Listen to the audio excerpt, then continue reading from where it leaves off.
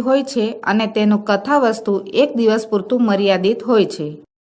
સંસ્કૃત સાહિત્યમાં આવા જે અનેક પ્રહસનો રચાયા છે તેમાં સૌથી વધારે પ્રસિદ્ધિ ભગવદ્ગીયમ નામનું પ્રહસનને મળી છે.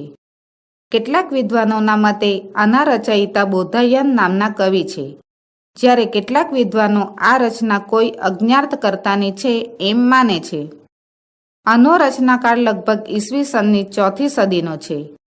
પ્રસ્તુત નાટ્યાંશ ભગવદ્ગીયમ પ્રહસનમાંથી સંપાદિત કરીને લેવામાં આવ્યો છે. ગરીબ પરિવારમાં જન્મેલો સાંડિલ્ય સરળતાથી ખાવાનું મળી રહેશે એવી ભાવનાથી ઘર છોડી દે છે અને બૌદ્ધ સાધુ બની જાય છે. પરંતુ અહીં તો વારંવાર ઉપવાસ કરવાના હોવાથી હવે આ સાંડિલ્ય બૌદ્ધ સાધુનો વેશ છોડી દઈ એક પહોંચેલા યોગી સાધુનો શિષ્ય બને છે. અહીં પણ તેને તો ખાવામાં જ રસ હોય છે, પણ એના આ ગુરુ સતત ભણવાની ફરજ પાડતા હોય છે. રોજ ભિક્ષા લેવા માટે નગરમાં આવતા આ ગુરુ શિષ્ય એક દિવસે સમય કરતાં વહેલા નગરમાં આવી ચઢે છે. સમયની કિંમત જાણનાર ગુરુ પોતાના શિષ્યને આ સમય દરમિયાન રસ્તામાં આવેલા એક બગીચામાં બેસીને થોડું ભણી લેવાનું કહે છે. બંને જણ બગીચામાં પ્રવેશ કરે છે. તે સમયનું દ્રશ્ય આ નાટ્યાંશમાં છે. સાંડિલ્યની બહાનાબાજી હાસ્ય પીરસે છે. આ સંવાદ ઉપરથી એ વાતનો ખ્યાલ આવે છે કે બાળપણમાં માતાએ કહેલી વાતોની કેટલી ગંભીર અસર માનવીના જીવન ઉપર પડતી હોય છે. માણસ ગમે તેટલો મોટો થઈ જાય તો પણ માતાએ કહેલી વાતોથી તેનામાં જે સંસ્કાર પડી ગયા છે તે દૂર થઈ શકતા નથી. વળી વિદ્યા શા માટે ભણવી જોઈએ એ પ્રશ્નોનો ઉત્તર પણ અહીં આવતા સંવાદોમાંથી મળી રહે છે. શાંડિલ્યઃ વદતિ ભો ભગવાન ઇદમુદ્યાનમ. શાંડિલ્ય બોલ્યા, હે પૂજ્ય, આ બગીચો છે. પરિવ્રાજક વદતિ પ્રવિશ અગ્રતઃ. સંન્યાસી બોલ્યા, તું આગળથી પ્રવેશ કર. શાંડિલ્ય વદતિ ભગવાન એવ પુરતઃ પ્રવિશતુ અહમ પૃષ્ઠઃ પ્રવિશામિ.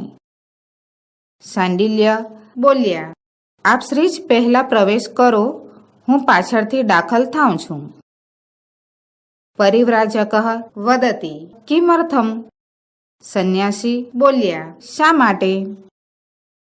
શાંડિલ્ય વદતિ પૌરાણિક્યાઃ મમ માતુઃ શ્રુતમ અશોકપલ્લવાંતર નિરુદ્ધો વ્યાઘ્રઃ પ્રતિવસતિ તત ભગવાનેવ પુરતઃ પ્રવિશતુ અહમ પૃષ્ઠતઃ પ્રવિશામિ. શાંડિલ્ય બોલ્યા, પુરાણો જાણનારી મારી માતા પાસેથી મેં સાંભળ્યું છે કે અશોકના પાંદડાઓની પાછળ છુપાયેલો વાઘ રહે છે. તો આપ જ આગળ પ્રવેશ કરો, હું પાછળથી પ્રવેશ કરું છું. પરિવ્રાજક વદતિ બાઢમ પ્રવિશતિ તતઃ પ્રવિશતિ શાંડિલ્ય. સંન્યાસી બોલ્યા, ભલે ત્યારે. પ્રવેશે છે, પછી શાંડિલ્ય દાખલ થાય છે.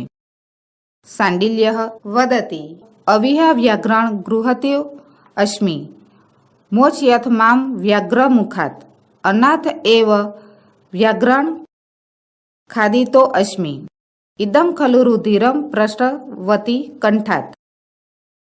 શાંડિલ્ય બોલ્યા, હાય રે, મને વાઘે પકડ્યો છે, મને વાઘના મોઢામાંથી છોડાવો. અનાથની માફક વાઘ મને ખાઈ રહ્યો છે. ખરેખર ગળામાંથી આ લોહી વહી રહ્યું છે. પરિવ્રાજક વદતિ શાંડિલ્ય ન ભેતવ્યમ ન ભેતવ્યમ મયુરઃ ખલુ એષઃ.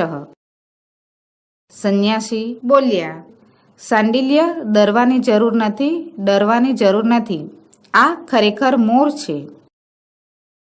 શાંડિલ્ય વદતિ સત્યમ મયુરઃ. શાંડિલ્ય બોલ્યા, સાચે જ મોર છે.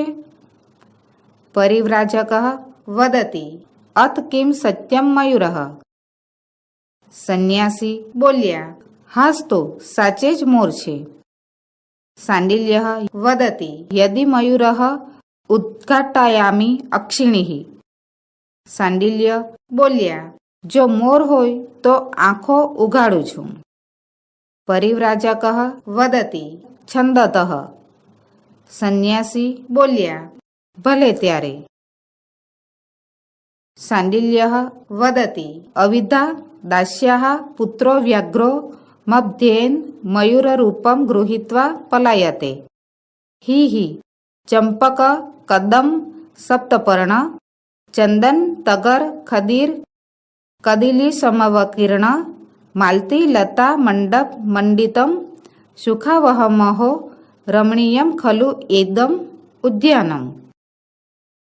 શાંડિલ્ય બોલ્યા, હાય રે, દાસીપુત્ર વાઘ મારા ડરને લીધે મોરનું રૂપ લઈને ભાગી રહ્યો છે. ઓહોહો, ચંપક કદમ સપ્તપર્ણી ચંદન ટગર ખેર અને કેળથી છવાયેલું માલતીની વેલના મંડપથી શોભતું આ ઉદ્યાન ખરેખર સુખદાયક અને રમણીય છે. પરિવ્રાજક વદતી મૂર્ખ, ક્ષણે ક્ષણે ક્ષીયમાણે શરીરે કિમ તે રમણીયમ આગચ્છ વત્સ પટ તાવત. સંન્યાસી બોલ્યા, મૂર્ખ, પ્રતિક્ષણે ક્ષીણ થતા શરીરમાં તને શું રમણીય લાગે છે? આવ વત્સ, પહેલા ભણ. શાંડિલ્ય વદતી ન તાવત પઠિષ્યામિ. શાંડિલ્ય બોલ્યા, હું તો નહીં ભણું. પરિવ્રાજક વદતી કિમર્થમ.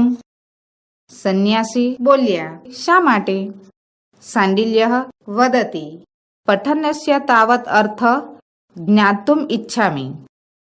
શાંડિલ્ય બોલ્યા, પહેલા હું ભણતરનો અર્થ જાણવા માંગુ છું. પરિવ્રાજક વદતી પઠિત પાઠૈઃ અપી કાલાંતર વિજ્ઞેયા ભવન્તિ પઠનાર્થાઃ તસ્માत् પઠ તાવત.